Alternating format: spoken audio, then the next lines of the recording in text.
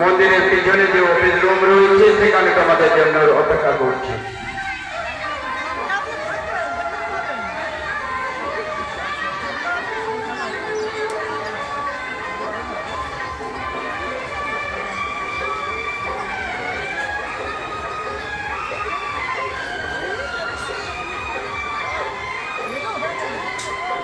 মাইলার degree, Harirampur থানার মাইলার degree